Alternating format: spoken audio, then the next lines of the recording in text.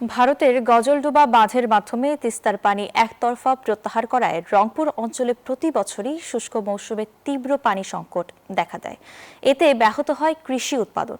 তবে চলতি বড় মৌসুমে ডালিয়া ব্যারেজের সংরক্ষিত পানি ও গজলডোবা থেকে আসা লিকেজ প্রবাহ কাজে লাগিয়ে সেচ কার্যক্রম জোরদার করেছে পানি উন্নয়ন বোর্ড।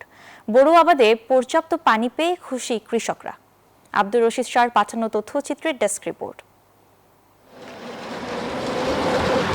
ডালিয়া ব্যারেজে সংরক্ষিত তিস্তার পানি দিয়ে প্রধান খাল সহ সেকেন্ডারি টার্সিয়ারি খালগুলোতে সেচ চলছে। পানি উন্নয়ন বোর্ড সূত্র জানায়, রংপুর, দিনাজপুর ও নীলফামারীতে তিস্তার সেচ প্রকল্পের আওতায় প্রায় ৫৭,০০০ হেক্টর জমিতে বোরো চাষের লক্ষ্যমাত্রা নির্ধারণ করা হয়েছে। এখানে প্রতি একর সেচ ফি মাত্র ৪৮০ টাকা। বিকাশ পেমেন্টে ১০,০০০ টাকার বেশি অফার। শপিং চলছে তো। কৃষকের দাবি, তিস্তার পানি সেচ দিলে জমিতে রাসায়নিক সার কম লাগে, মাটির উর্বরতা ও জীববৈচিত্র্য বজায় থাকে। সময় মতো পানি পেয়ে বড় ফসলে আশাবাদী তারা। এখন তো বৃষ্টি নেই, এই বৃষ্টির কারণে এখন সেচের দরকার।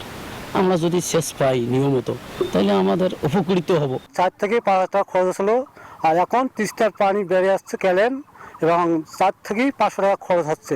অল্প দিনের ভেতর ধান খাত লাগে এবং সারযুক্ত পানি যতটুকু লাগে তো জমির ততটুকু ভরাইতে পারি। পানি উন্নয়ন বোর্ড জানায়, ভবিষ্যতে সেচের আওতা আরো বাড়াতে তিস্তা সেচ প্রকল্পে বিভিন্ন খাল সংস্কার চলছে। কাজ শেষ হলে ১,০৪,০০০ হেক্টর জমিতে সেচ সুবিধা পৌঁছবে।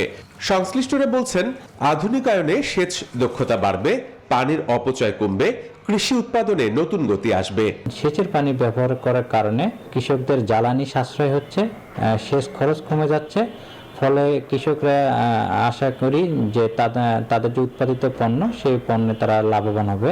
তিস্তার পানি সীমিত হলেও ডালিয়া ব্যারেজের সংরক্ষিত পানি দিয়ে সেচ চলছে। Desk report, news 24।